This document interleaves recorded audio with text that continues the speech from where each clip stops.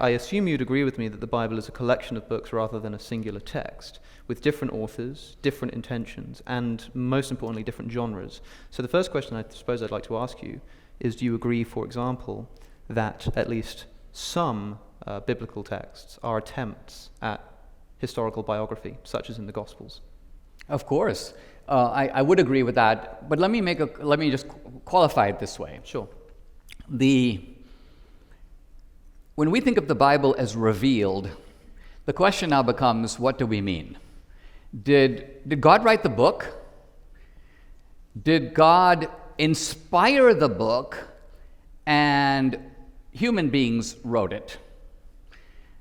Did God show human beings events that they then described in their own words?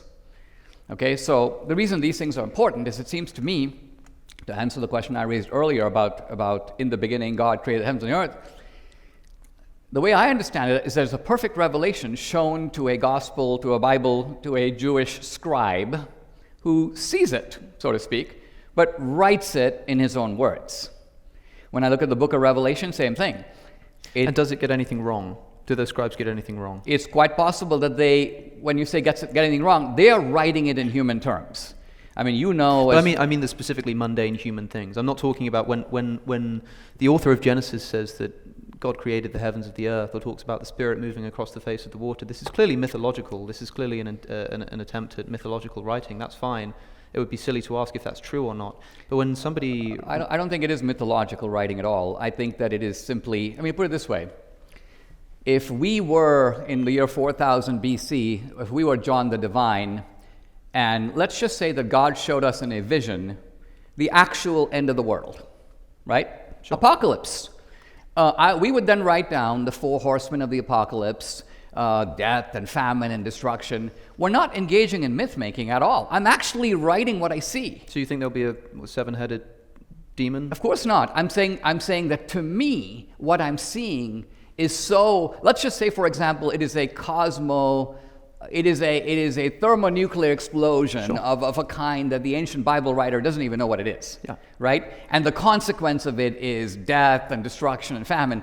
He's going to write it down the way he sees it. But how? Right? Where's he going to get the 7-headed dragon and the prostitute from? This is his like a human attempt to describe a nuclear reaction? Yes, because when words and images fail, metaphor is the actual conduit to truth. Now, I'd understand if that were the case, if you said that perhaps after a nuclear blast, somebody describes it as, the gods of fire descending upon man with their flaming swords or something like that. But like a prostitute and a 7-headed dragon? Well, first of all, I'm not saying it is a nuclear explosion. The problem is we're given this admittedly phantasmagorical future account, right? Sure. It is so wrenching and powerful that many people, for example, have tried to render it by art. Yep. And it's not easy to do it, right? Mm-hmm. It's not easy to do it because we have to stop and realize, first of all, that we're dealing not only with the limitations of perception, but the limitations of language. Let me give you a simple example. I come to America from India. I have never eaten a mushroom. Okay? I ask you, Alex, what does a mushroom taste like? Sure. I would submit that you would be completely unable to render to me in words, however lengthy and ornate, what a mushroom actually tastes like. That may be true, but I was asking, for example, about Jesus' presentation at the Temple of Jerusalem after his birth. This is not like trying to describe a mushroom or the end of the world. No. Okay, so now let's talk about that. Hold on a second. This is a historical event that's being recorded by one New Testament writer at the same time as another New Testament writer says that the family had traveled to Egypt. I don't think this is an attempt at metaphor or allegory, as I would say of Genesis. Whether you think that is or not, I would say that in the case of the Gospels, we can agree that on at least some instances, this is a clear attempt at mundane history. This is not an attempt at writing some kind of metaphor to explain a truth that's otherwise unknowable to the human mind. It's a very straightforward attempt to record what actually happened, and they contradict each other. They contradict each other because they're written by 4 different people. Sure. So let me ask you this. If God were writing it, I'm quite sure he would have written it once. You would need 4. Sure. Okay? So some of them are wrong then? No. Okay, so when you say they're wrong, let's consider Luke's gospel for a minute. Yep. Luke is a medical doctor. Luke is not present at the events being described.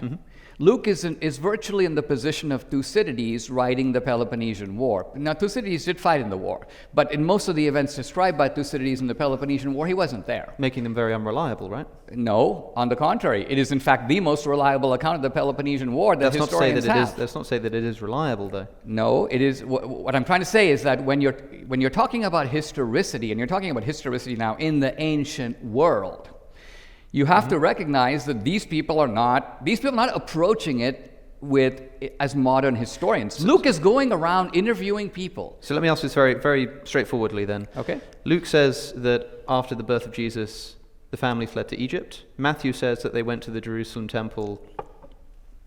Are they both correct, or is one of them wrong?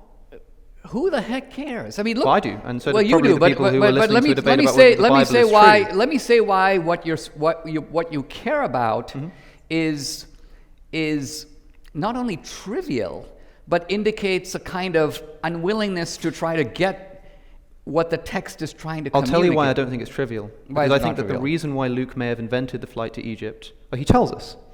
Luke says, when he records the flight to Egypt, and then they return from Egypt, he says, this is so that we can fulfill the prophecy from Hosea chapter 11, out of Egypt I shall call my son. Now, in Hosea, God is talking here about the nation of Israel. At least in this case, unlike the Matthew prophecy, the prophecy actually exists and we can interrogate it. It seems to me like what Luke is doing here is attempting to display Jesus as the fulfillment of the Old Testament prophecy. And in fact, he tells us that that's what he's doing. Therefore, if it is the case that Jesus didn't go to Egypt and didn't come out of Egypt on his return, then this would undermine Luke's attempts to identify Jesus as the Jewish Messiah, fulfillment of the Old Testament prophecy. That's why I think it is relevant.